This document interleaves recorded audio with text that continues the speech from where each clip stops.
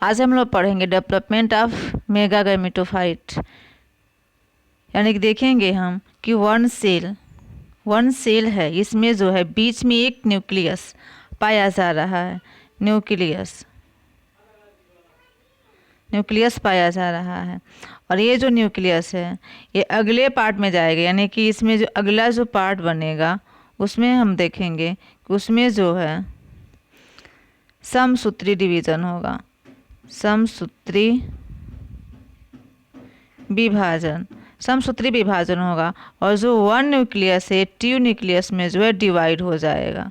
जब डिवाइड हो जाएगा तो हम देखते हैं ऊपर वाला जो संरचना बनता है उसको बोलते हैं डिजेनरेटिव सेल, और नीचे जो है जब इसको लेकर एम्ब्रियो सेक, और बीच में जो है वैक्यूल आ जाते हैं। वैक्यूल में से होता है कि खाली स्थान, रिक्तिका। फिर अगले स्टेप में हम देखते हैं कि जो टू न्यूक्लियस है ये 4 न्यूक्लियस में डिवाइड हो जाता है, और 4 न्यूक्लियस में डिवाइड होने के बाद से एक जो है यानी कि एंटीपोडल सेल्स यानी कि नीचे की तरफ, और फिर जो है एक होता है ऊपर सिनर्जिस जिसको बोलते हैं बीजांड द्वार, ऊपर की तरफ चला जाता है और पूरी संरचना को हम बोलते हैं एम्ब्रियो सेक बोलते हैं।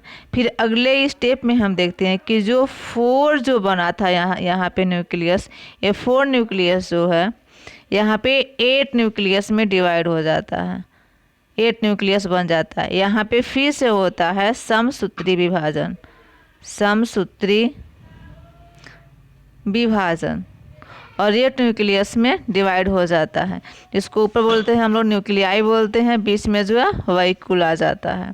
फिर अगला स्टेप इसका जो बनता है डेवलपमेंट का, इसमें देखते हैं कि तीनों जो होते हैं सिनर्जिट्स वो आपस में ज्वाइंट हो जाते हैं, यानी कि जो तीनों न्यूक्लियस होते हैं आपस में ज्वाइंट हो जाते हैं, ऊपर चले जाते हैं, एक बीच में आ जाता है, और फिर जो 4 नीचे डेवलपमेंट होता है वो 3 आपस में जुड़ जाते हैं, एक बीच में चला जाता है। तो जो ऊपर 2 जाते हैं उसको बोलते हैं सिनर्जिट्स, जो नीचे एक लगता है उसको बोलते हैं एग सेल्स, और जो बीच में एक ऊपर एक नीचे दोनों तरफ से जो आके बीच में सेंटर में जो लगते हैं इसको हम बोलते हैं पोलर न्यूक्लियाई बोलते हैं। और नीचे जो 3 बचा इसको बोलते हैं एंटीपोडल सेल्स बोलते हैं। ऊपर देखेंगे जो सिनर्जिट्स होते हैं और एक सेल होता है, ये जो है इसको एक वर्ड में बोलते हैं एग अपरेटस बोलते हैं।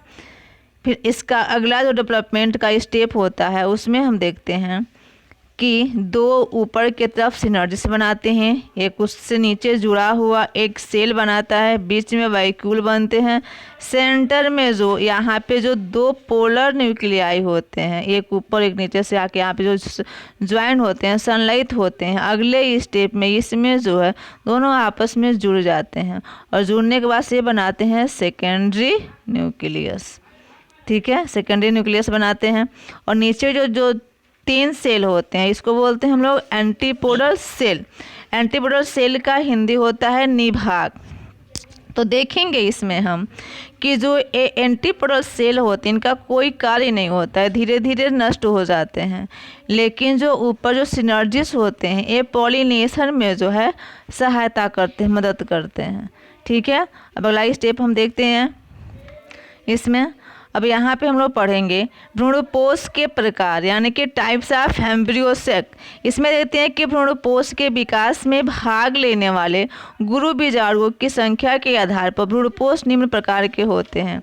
यानी कि हम ये देखते हैं कि जो गुरु बीजाणु की संख्या होती है उसमें भ्रूणपोष किस प्रकार विकसित होता है, इसके आधार पर जो है इसको 3 भागों में जो है डिवाइड किया गया है। पहला होता है मोनोस्पोरिक, यानी कि मोनोस्पोरिक में देखते हैं किस प्रकार के भ्रूणपोष का विकास केवल एक कार्यशील गुरु बीजाणु द्वारा होता है तथा शेष 3 गुरु बीजाणु विघटित हो जाते हैं, यानी कि नष्ट हो जाते हैं। इसे पॉलीगोनम प्रकार भी कहते हैं। यह 8 केंद्रक 7 कोशिकीय संरचना होती है। हम लोग सेकेंड देखेंगे, यानी कि बाई एस्पोरिक भ्रूणपोष, यानी कि डाइपोरिक एम्ब्रियोसेक, इसके निर्माण में 2 गुरु बीजाणु भाग लेते हैं। तीसरा होता है टेट्रास्पोरिक भ्रूणपोष, यानी किसका निर्माण 4 गुरु बीजाणुओं के केंद्रक के जुड़ने से जो है होता है। ठीक है, फिर आगे हम देखेंगे पॉलिनेशन। ठीक है, तो पॉलिनेशन में देखते हैं कि पॉलिनेशन मुख्य रूप से यानी कि 2 प्रकार से होता है। देखिए ऊपर इसमें मैं चार्ट बना के दिखाई हूँ कि परागण, इसमें परागण जो है एक होता है स्वपरागण, दूसरा होता है परपरागण। तो जो स्वपरागण होता है इसको बोलते हैं ऑटोगेमी, और फिर जिटनोगेमी, यानी कि स्वपरागण 2 प्रकार से होता है, ऑटोगेमी और जिटनोगेमी। परपरागण देखेंगे इसमें अजैविक साधनों और जैविक साधनों द्वारा, यानी कि अजैविक साधनों और जैविक साधनों द्वारा। तो अजैविक साधन का हम देखते हैं इसमें क्या क्या आते हैं। इसमें देखते हैं हम लोग की वायु और जल, यानी कि अजैविक यानी कि क्या है, इसमें लिविंग की बात नहीं की गई है, इसलिए इसको अजैविक बोलेंगे, यानी कि वायु परागण और जल परागण। और जैविक साधनों में देखेंगे इसमें कीट परागण आता है, पक्षी परागण आता है, चमगादड़ परागण आता है और घोंघा परागण आता है। यानी कि ये 4 प्रकार से जो है जैविक साधनों द्वारा परागण की क्रिया संपन्न होती है। सबसे ज़्यादा जो होता है कीट पतंगों के द्वारा परागण की क्रिया संपन्न होती है, फिर पक्षियों के द्वारा होता है, फिर चमगादड़ परागण होता है और घोंघा का परागण होता है। ठीक है बच्चे, आज हम लोग इतना अध्ययन करेंगे, इसको अपने कॉपी में नोट कर लीजिएगा। अगले फिर मिलेंगे अगले वीडियो के साथ। थैंक यू बच्चे।